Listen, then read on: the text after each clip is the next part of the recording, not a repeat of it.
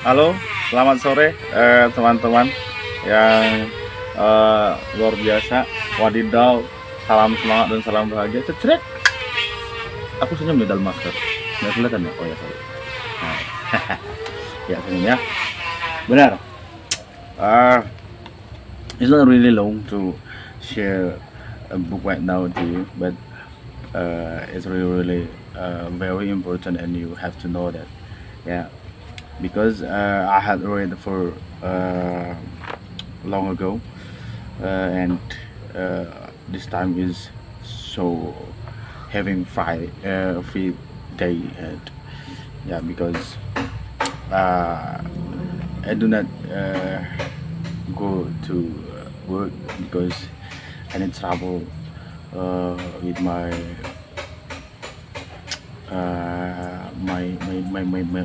kendaraan. Ya. Jadi aku nggak jualan hari ini. Karena ini juga jadi suatu postpone yang aku sudah rencanakan beberapa waktu lalu. Finally, here is the day. You got to know, yeah, you got to get yang penting-penting dari sini ya. Itu buku dari Mark Manson, yaitu tentang bab 6. Anda keliru tentang semua hal. Oh ya, belum aku baca. Judulnya adalah sebuah seni untuk bersikap bodoh amat. Ya, dalam bahasa Inggrisnya itu The Subtle Art of Not Giving a Fuck. Ya, wrote by Mark Manson. Ya. Pendekatan yang waras demi menjalani hidup yang baik. Langsung aja di part yang ke-6.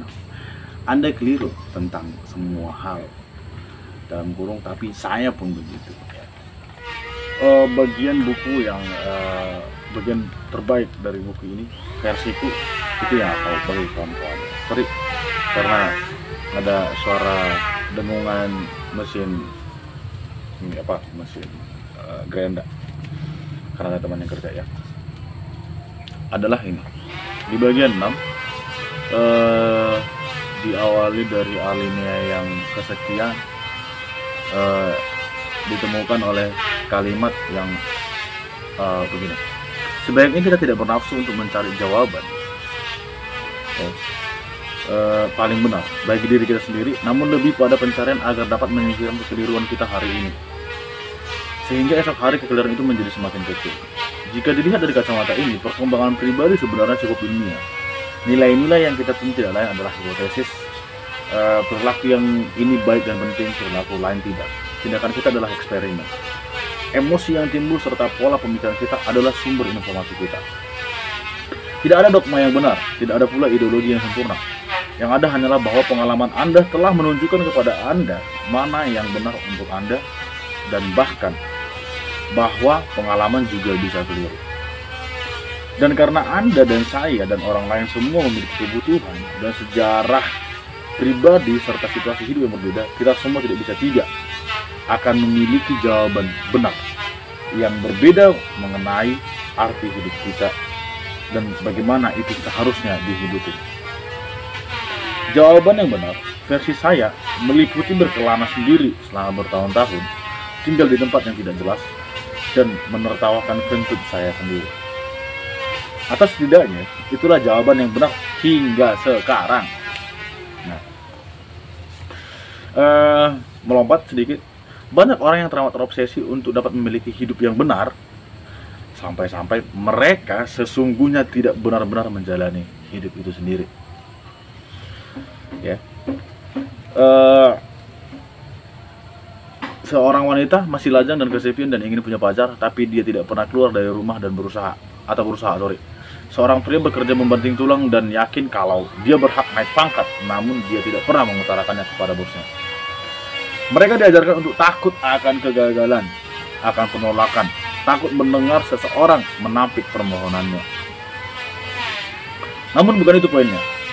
Tentu penolakan menyakitkan, kegagalan memuakkan. Meskipun demikian, ada keyakinan tertentu yang kita pegang. Keyakinan bahwa kita takut untuk mempertanyakan atau melepaskan nilai-nilai yang telah memberikan arti dalam kehidupan kita selama bertahun-tahun. Wanita itu tidak kunjung beranjak keluar rumah dan pergi berkencan, karena kalau sampai dia sungguh keluar, dia dipaksa untuk berhadapan secara nyata dengan keyakinannya sendiri untuk bisa menikmati laki-laki. Pria tersebut tidak meminta promosi karena jika dia sampai mengutarakannya, dia akan dipaksa untuk berhadapan dengan keyakinan sendiri tentang keahlian apa yang membuatnya layak dipromosikan.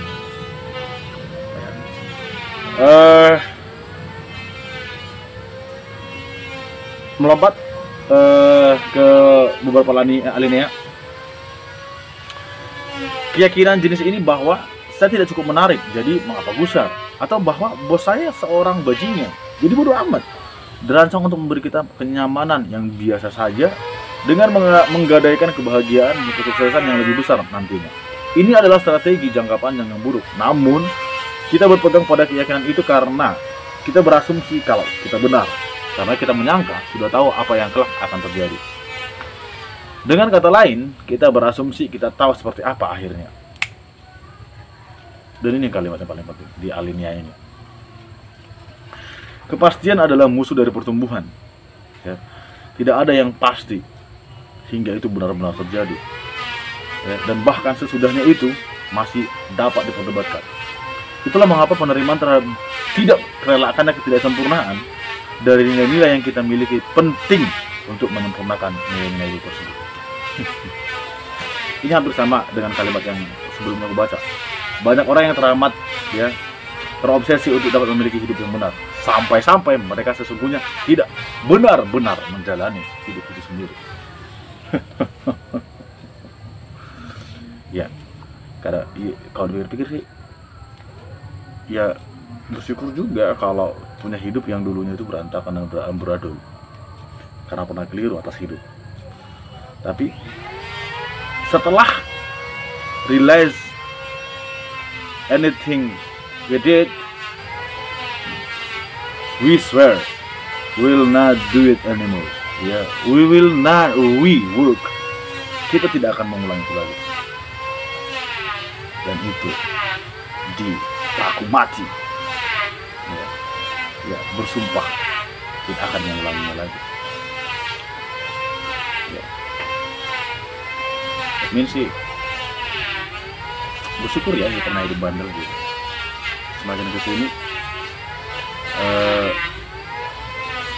pernah merasakan kekeliruan atas hidup ya. Sehingga ketika melihat yang begitu lagi saat-saat ini,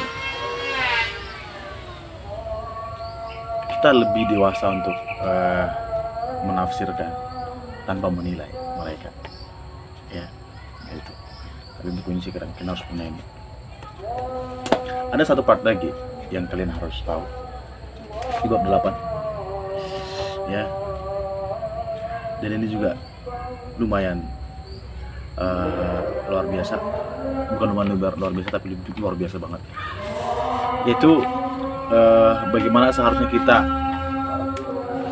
mengerti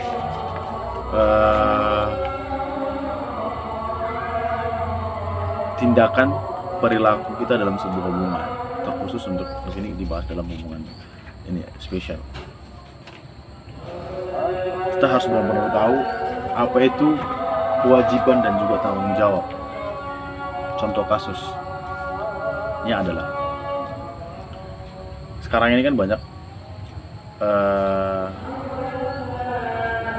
atau sedikit kan, takutnya aku salah menyampaikan bahwa kalau dalam hubungan itu ketika pacarnya kita itu meminta pertolongan ke kita untuk melakukan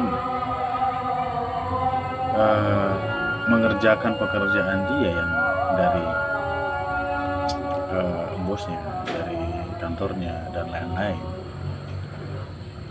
itu tidak seutuhnya kita mengambil alih pekerjaan itu adalah salah. Tapi di sini jelaskan adalah kita seharusnya mendukung dia untuk menanggung jawabin kewajiban dia terhadap kantornya. Begitu ya, jadi kan sekali.